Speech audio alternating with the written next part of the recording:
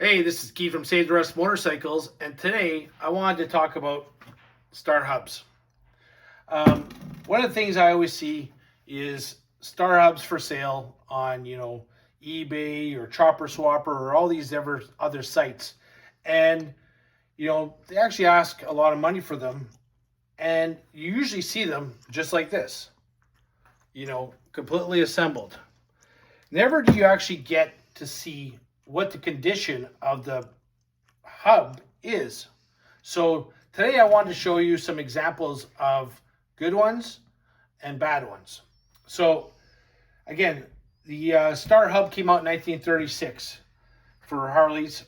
They were on the Knuckleheads, the big twin flatheads, the Harley 45s, and Survey cars, etc. So on the 36 to 39, there would have been a step here, and or on this side, sorry, a little step, and it's a stepped hub, and they're really expensive and worth a lot of money. But again, one of the things you never see is the actual condition of the hub. So this one, we're going to take a look at it today, see what kind of condition it is. But what I'm going to start off is showing you a really nice example. So this is nice example. This one I'm going to use on a 48 WL, and the inside of the hubs, if you look, they're perfect. There is no pitting, there's no scarring, nothing. You flip it over, and again, on the inside here, no pitting, no scarring, no nothing. Just beautiful, nice, clean races.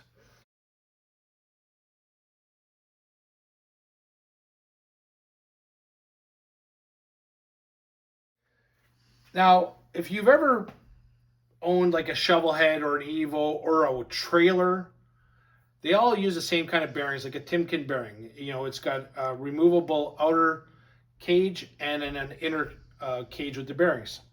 These are not that.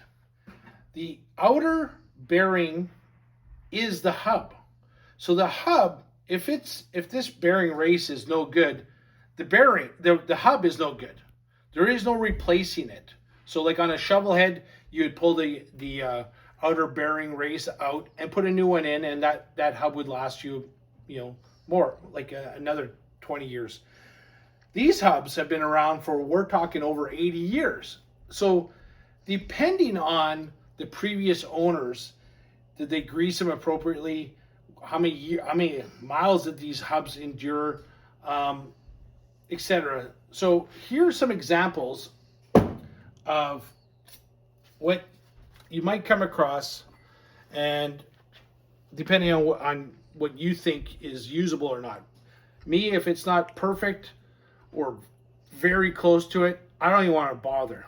So this hub here, bearing races are really nice, okay? Both sides, really nice. But the hub where the brake, so this would have been on the back of a Knucklehead or a Panhead or a 45, and the pins that the brake drum go into are all oblong. So obviously the bolts came loose, and the rear sprocket and brake drum were back and forth and wearing out the pins and the bolt holes. You can just see how they're all oblong.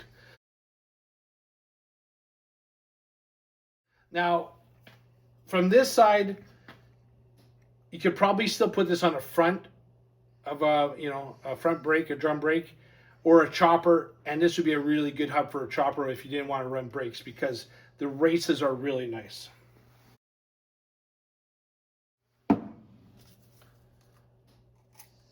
Now, this one, on the race side of the brake drum, it's really nice. On this side, though, you're going to see some scarring. You're going to see some big divots here.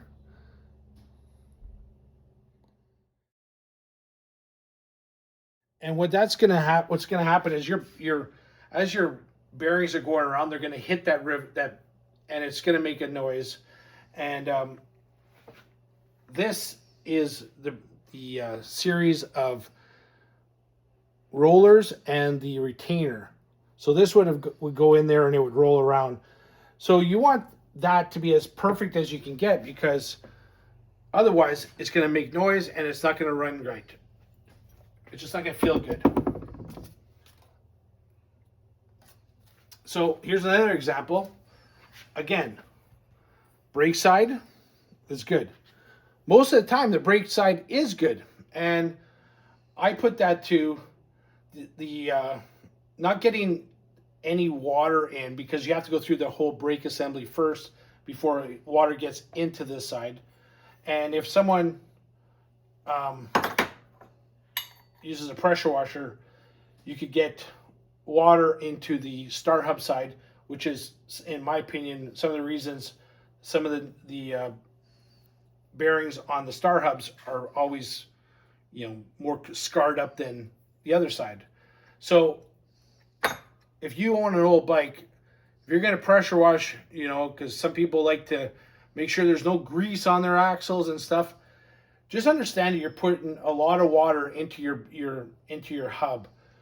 For sure, grease it immediately after, and you'll see water coming out. Even if you don't hit it specifically, a little bit gets in there. So pump it up with grease, push that water out, because you're going to save your races. So now this one has a kind of a weird groove. And by running my finger in it, I can feel that it's almost like it's going up on a slope. So the outside of it is lower than the backside, and you can feel it kind of goes up. So there's another example of what you don't want to see. Now, this is the worst. So this was actually came off a running bike. I rebuilt a front wheel for a guy, and this was what he was running, and it is thoroughly pitted on both sides. Like, this side, again, is not as bad, but the noise this wheel must have made was, I'm sure, pretty insane. Now this side, it is just pitted all the heck. Like, when you run your nail onto the bearing race, you shouldn't feel anything that catches it. Well, this is just an example of how bad it can get.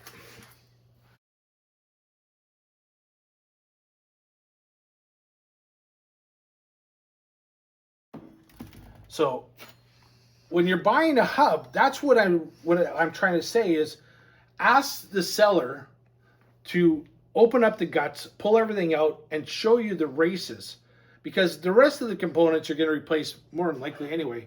But at least if you're going to spend $200, $300, $400 on a hub, make sure that the hub is good and it's not pitted like this one. Okay. So now this is another example of what people have done in the past.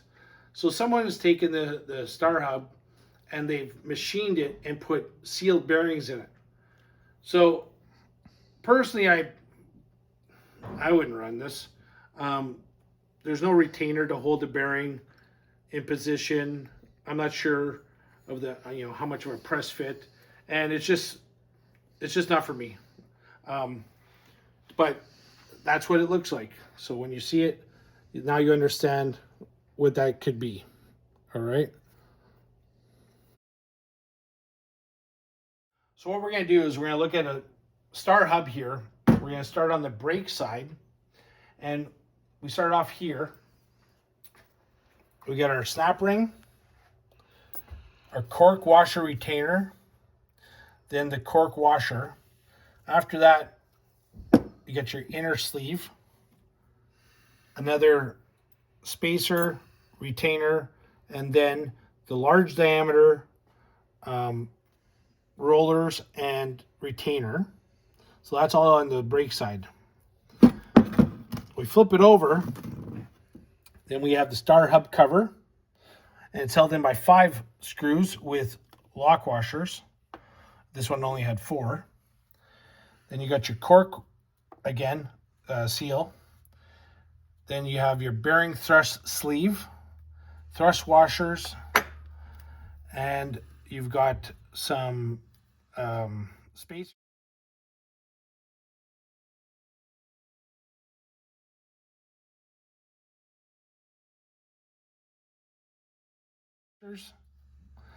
And your smaller bearings and you're with the retainer. So now what's interesting about this one on this white wheel is that this bearing came with two missing rollers.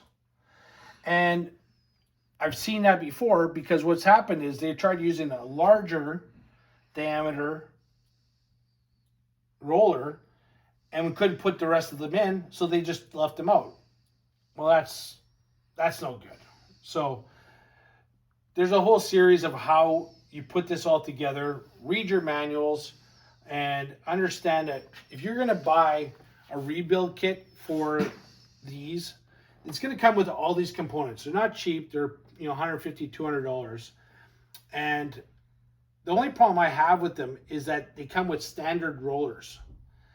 And the problem is that most of these hubs over time, they wear out. And what you have to do is you have to go and get oversized rollers.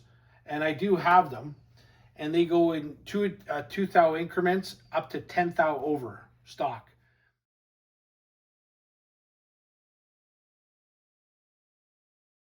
So if you're buying a rebuild kit, understand that you might still not have the right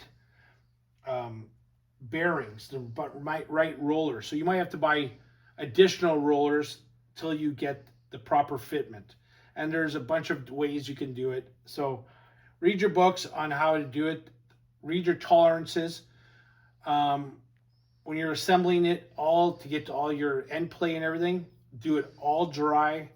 And some of the things you want to look out for is on the inner bearings is most of the time these are always junk. It's amazing that they seem to always be junk, but what you'll see is you'll see a crack in them.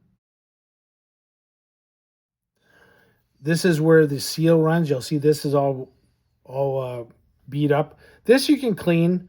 You can take emery cloth if you don't see any cracks. A lot of times there's cracks on this side.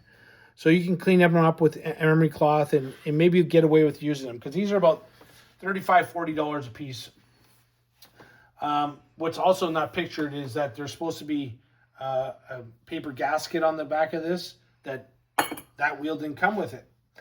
So I just wanted to show you some of the stuff that I've seen over the years, and I want you to question the sellers that you are, if you're, that you're buying a Star Hub. And if you're going to go to a swap meet, this is all you need right here. Bring these, 4 little components. And if the seller, if he has some, Star Hubs, ask him, can I take a look at the inside races? If he doesn't know the condition of them or guarantee the condition, it takes you 3 minutes to pull them apart, and at least you understand what you're buying. Now, that's what I would do, and a good seller would allow you to do that as long as you put them back together.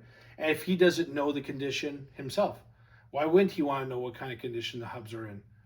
So that's just one of the things I wanted to do today, was just kind of talk to you about Star Hubs.